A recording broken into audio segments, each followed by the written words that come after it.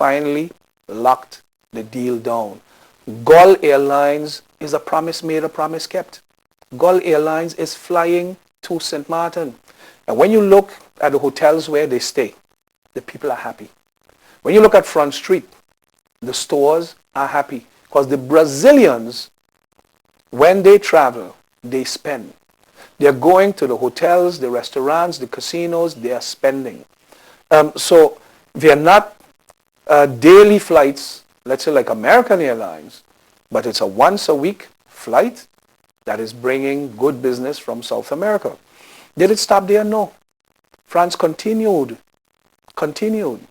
And just a week ago, Copa announced that they sealed the deal with the commissioner, and they will start this December flying twice a week out of Panama, which opens up another gateway to St. Martin, because prior to that, anybody who would want to fly from South America, depending on where you were coming from, you had to go through Miami.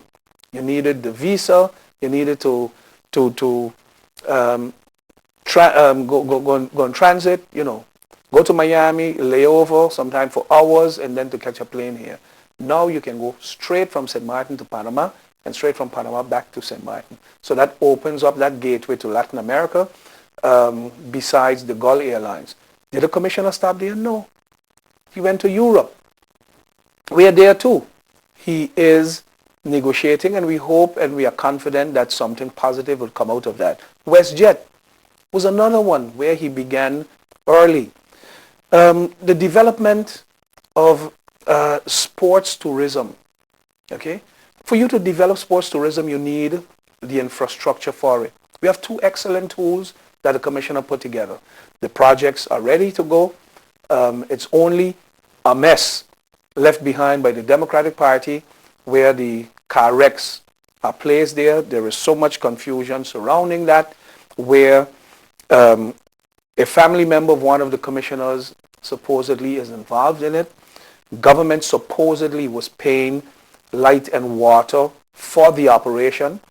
Government is paying for them to collect cars, and then when the cars are shipped overseas, government doesn't see any money.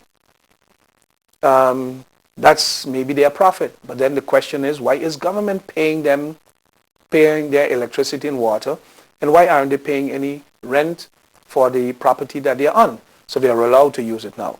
That property needs to be cleared so that Commissioner Frank Richardson can carry out the completion of those projects. What are we going to get there? For years, Rumu, who was president of the Football Association, had filled some land there that they have never properly transferred to him. Government is taking a portion of the land for the development.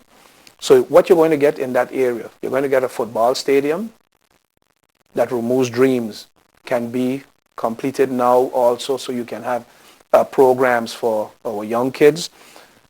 You have a drag strip that would come there. I love drag racing. I don't see it in St. Martin because I don't want to go on a road 4 o'clock in the morning, or even if it's 6 o'clock in the afternoon or 12 o'clock in the day, on a roadside with monster cars speeding coming down. They get away. You're looking at unnecessary loss of life. We are doing it the responsible way. He's building a big racetrack, and through a public-private partnership, you develop a sport on the island that is a spectator sport. So besides your own people enjoying it in a responsible way, you bring racers and races from across the Caribbean, and you can have international events here. The same goes for cricket. By completing a cricket stadium, and I know the Democratic Party used to go in St. Peter's in 2007 and tell the people, don't vote for National Alliance because they want to build a cricket stadium, because cricket is not what our people play. Felix Flan, the late John Flan, and others played cricket in the 50s and 60s. St. Martin's played cricket years ago. We are a Caribbean island. And today, whether we like it or not, cricket is one of the number one sports, not in the Caribbean where it's number one, but on St. Martin it is one of the number one sports. Do we hide our head in the sand and pretend it's not there? But by having a cricket stadium on St. Martin, you will create again the opportunity for international events. When we have right there at the Caribbean Lumber Cricket Park, when you had those 2020 matches, and you have these short tournaments, St. Martin playing against, let's say, Nevis. You have people coming from Nevis, you have people coming from Anguilla, you have people coming from St. Kitts. So you picture yourself, you have the West Indies team playing in St. Martin, the amount of traffic that would generate. So we can go down, some of the accomplishments. This government has accomplished a lot. Because as I said, you get into office, 6 months after, you're in a hostile campaign with guns aimed at you, and 6 months after that, you are back in another campaign. And I'm saying, given that we didn't have 4 years, and we had 1 year, I think this government has done tremendously well. And you can imagine, therefore, what we can do if we are given the opportunity to continue to run the affairs of St. Martin for the next 4 years. What steps would you and your party do to improve our lifeline, tourism? Well, I just spoke about things that were done already. The rebranding. Commissioner Frank Richardson did a tremendous job with that. Pushing the rebranding program. Giving St. Martin tourism product a totally new face. Give us a fresh look. Improving the connectivity with St. Martin. Bringing more airlift. Because you can argue what should come first. Should we build more hotels? Should we have more rooms and then get more airlift? But it is one thing if you are getting airlift out of the same market all the time. So if American Airlines add an extra flight, it's good. But it's better when you could do what was done. Open up new destinations and new markets. Now we have a guaranteed around-the-clock flow of people to the island. We need to train our people in the hotel industry. It has grown so rapidly out of hands that sometimes people in the industry lack the necessary training, lack the necessary skills to provide the type of service that is expected when people are paying their money. When you're paying, you expect service, and the more you pay, the more service you expect. So government will continue to partner with the stakeholders to improve the tourism product that we already have. Do you believe in appointing professional ministers in government? When the National Alliance got in government in 2005, what did we do when we got into the central government? We appointed Richard Gibson. Richard Gibson did not support the National Alliance in the government, in the election before that. He did not vote for the National Alliance. We did not hold that against him. We said we are looking for the best man for the job. When SPA got in government in 1994, we appointed Roland Tuitt as the Commissioner of Finance. He was not a politician. He was not on a list. When we got in government this time around, we appointed Xavier Blackman as Commissioner of Finance. So we have proven more than any other political party that it is not about the political party, but about what we believe is best for St. Martin. So we have absolutely no problem with appointing professional people if you are looking for someone to fill a specific spot. How do you intend to promote that the people, and in specific students, get knowledge on the Constitution? The first thing we did, we shocked the kingdom. When at the Roundtable Conference, we were able to provide every delegation and all the heads of state, the Prime Minister of the Netherlands, the Prime Minister of the Netherlands Antilles, the Prime Minister of Aruba, all the delegation leaders and several other technical people.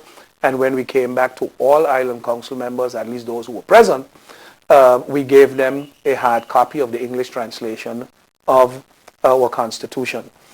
It is on the internet, and we have already sent it to all the media. They have electronic copies of it. But as far as I'm concerned, it should become sort of mandatory in our schools, where the Constitution is part of the education process. Because did we have a Constitution before? Yes. Yes, the Netherlands and Antilles had a Constitution, but the people were never properly informed about it.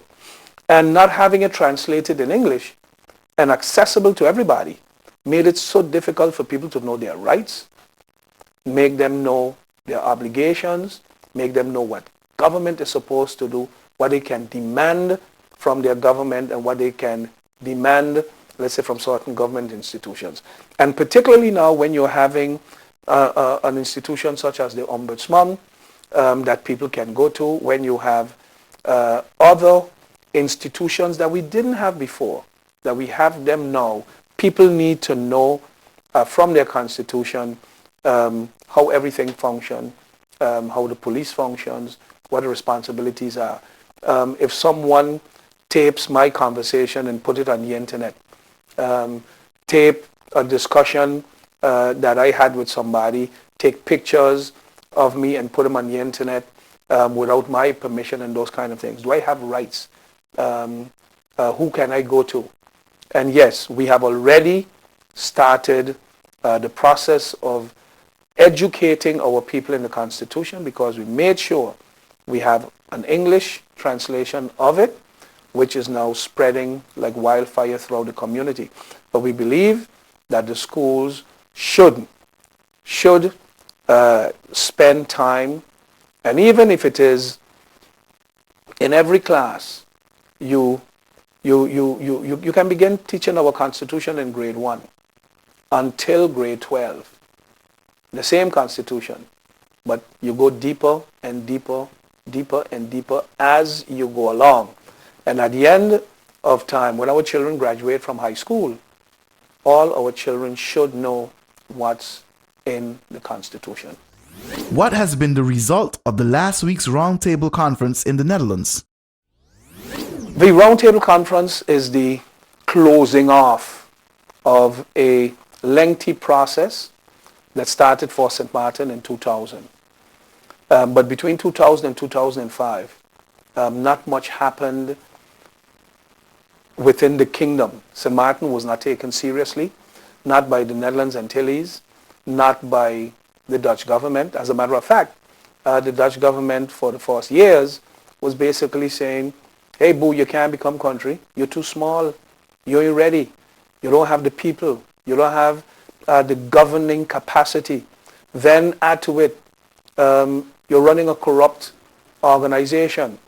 When we got in government in 2005, January, you had chaos in as far as constitutional change is concerned.